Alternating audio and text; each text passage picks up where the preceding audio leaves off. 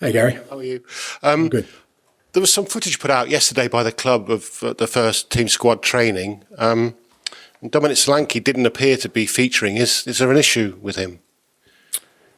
Yeah, no, Dom picked up a knock against in the last game, so he got through the game, but it kind of flared up the day after, and he'll miss tomorrow.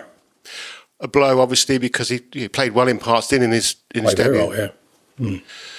And in terms of Rodrigo Bentancur, I guess concussion protocols mean he can't be involved. Oh, absolutely not. No, irrespective of concussion protocols, we want to. I think any head injury, we've got to be.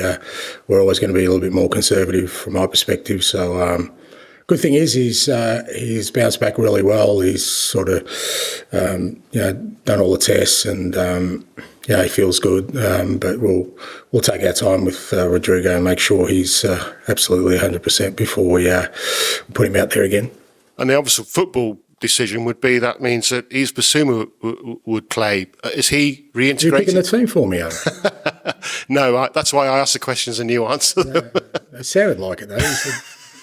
I'm trying to use my very poor football knowledge. You're right. No, look, obviously Biss is available, but we've got some options there. And, I guess the whole idea of trying to bulk up the squad this off-season was about, these kind of scenarios. And, unfortunately for Rodrigo again, because he had a good game. He also had a good game on Monday night. But, Biss is available. But like I said, we've got some midfield options. But just to clarify, he has built bridges, as you were referring to last week, and he is available for selection in your opinion? He's available for selection. The bridge building continues, though, mate. Thank you. Bashali. Hi, Ange. Just looking back on the game against Leicester, obviously a really good performance in terms of possession, chances created, but of course just the point. What have you told your players since that match, and what would you like to see from them tomorrow? Yeah, look, I think with all these things, there's the outcome, which was disappointing for us. As you said, it's a game we should have really won. But you can't take away from the fact that the performance was strong. And first game of the year, I thought there were some really positive aspects to our football. We controlled the game really well, created chances, minimised the opposition's threats. But we know in football that's not necessarily going to guarantee you an outcome. You still got to be. As I said, I thought we were a little bit wasteful in front of goal, and we should have put the game to bed. But for the most part, I thought it was positive, and for us, it's if we can replicate those kind of performances regularly, then the outcomes will change. Sean Dyche has said that he's down to 14 recognised first-team players for tomorrow's game. So, what can you expect from Everton tomorrow? Yeah, look, tough game. I think anyone who plays against Everton or Sean Dyche's team expects it not to be anything less than very, very competitive. And, obviously they have got a few injuries, but the players they have out there are very good players and they can make things difficult for any opponent. So we've got to be ready for that. But, it's our first home game, so I'm sure the lads are excited and sort of play in front of our crowd and getting the atmosphere going and, again, hopefully put on a good performance for it. And finally for me, if he plays tomorrow, which we assume he will, Christian Romero will make his 100th appearance for Spurs. Can you just describe the sort of player he's been for you, what he means to you in terms of leadership, in terms of his qualities on the pitch? Oh, outstanding.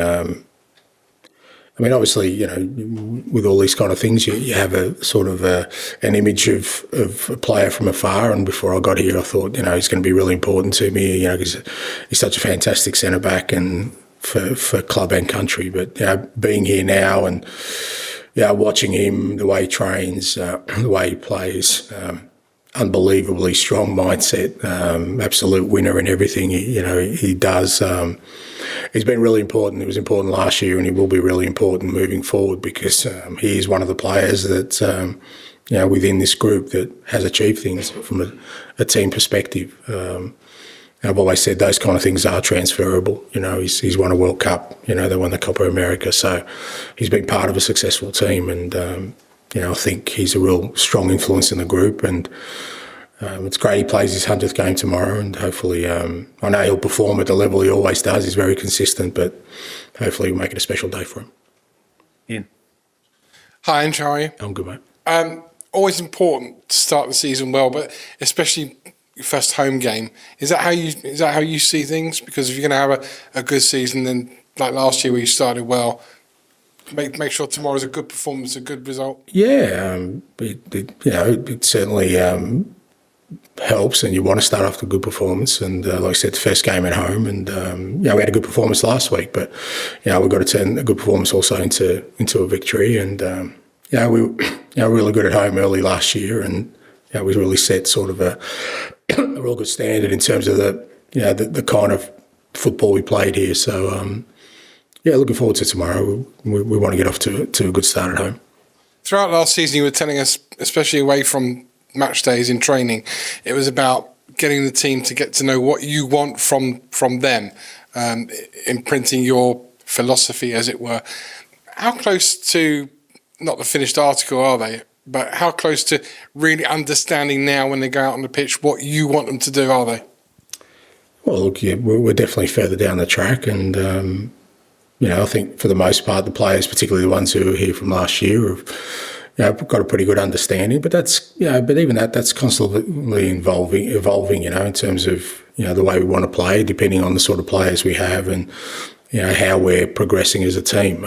It's nothing that's absolutely fixed in stone as to this is exactly how we're going to go about our football. But the basic principles, I think, are there, and that was a pleasing thing about last week. We want to dominate games. We want to create chances. We did that. We want to minimise the opposition's chances. We did that. So I think a lot of it is embedded in there, but it's a constantly evolving process. So when you see your team dominate games and do what you want, but they don't necessarily get the outcome that you think they deserve or you want them to do and win the game, does that make you less angry? Does that make you think, well, hang on a minute, they're doing what I want them to do, so ultimately down the track we're going to get to our destination, if the journey today wasn't quite where I wanted to be? Yeah, look, it's not about anger. It's not, it's. I mean, obviously the game's an emotional game. So if you don't win, then obviously everyone gets disappointed with that, and varying ranges of emotion. My job is to kind of whatever emotions I have to park to one side and just really look at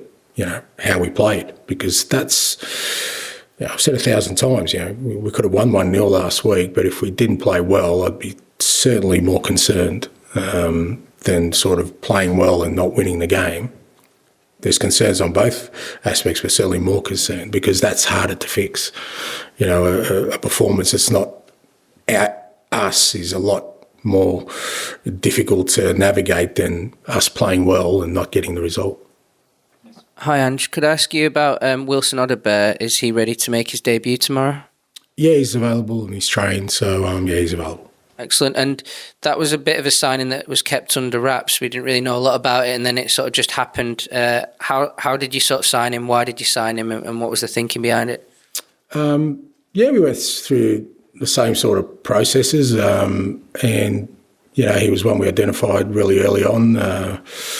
In the summer, as no secret, we were looking for a wide player, and Wilson was one of the ones we highlighted, and. It was we had to kind of sort of just go through certain steps to get these things done. They're not as straightforward as just saying that's who we want, go and get them. Obviously, getting Big Dom in was really important for us, and we spent a lot of time working on that deal. And but once Dom was done, there was one target, and that was Wilson, and it happened really quickly. I really like his, the way he plays in the wide areas is different from our other wingers. He's a dribbler. He likes to get into the front third. He can play either side. He can play central. Had a really good sort of development in terms of you look at his trajectory, and from PSG as a youngster to Troyes, playing in Ligue 1 in France and Premier League football before the age of 19. I think he ticked all the boxes for us, and he's a fantastic young bloke as well. So really happy to get him in. Do you expect an impact from him right away, or is it kind of one for the future more this season? Look, I think with all the players we've signed, I think you've already seen, irrespective of age, we signed them because I think they can make an impact, and certainly I see that with Wilson. He's a year older than Archie and Lucas, and they've already made an impact. So, we signed the players because we're still in that stage of building a team, and as I keep saying, I don't want to bring players here who I don't think can meaningfully contribute to what we're trying to do in the short term, and Wilson definitely will. Hi, Ange. Can I just ask you about Dominic's injury, exactly kind of what it is, and also will he miss more than one game? It's an ankle injury, mate. He copped a knock really early that somebody went across his ankle. So he's definitely out tomorrow. And then it just depends on the recovery. Obviously, next week, then there's the international break. So, but it's not serious. We know that. Just an ankle injury. And just is Richarlison fit enough to start if you need him to? Yeah, Richie's trained 2 weeks and, he's ready to go. Obviously, he hasn't played for quite a while, which you've always got to sort of guard against, but he's available and ready to go. I just wanted to ask about Oliver Skipp, who's left the club. Obviously, previous managers maybe heralded him as a future Tottenham captain. He could have been. Why do you think it just didn't quite work out for him? Well, I mean, that's what happens in football sometimes. I wouldn't say it didn't work out because it might have worked out. He might have, probably will have a fantastic career at Leicester. So it doesn't always, just because one door closes. I mean, there's very few players who just play at one club their whole career. But since I've been here, Skippy's been, excellent attitude, good footballer. Hasn't had the opportunities he probably wanted and deserved. And I think for every footballer, as I keep saying, they've got decisions to make in terms of their own career. And he was getting to an age where I think he felt like he wanted to be playing more minutes. A fantastic person, an academy graduate, who ended up playing for his club. For a number of seasons. I don't think that's not working out. I think it's a credit to him, and like I said, I'm sure he's going to have a fantastic career from here on. Hi, Ange. The club announced earlier that Ashley Phillips is going on loan to Stoke City for the season. Just wanted to ask a little bit about the rationale behind that and what you thought about his performances in pre-season.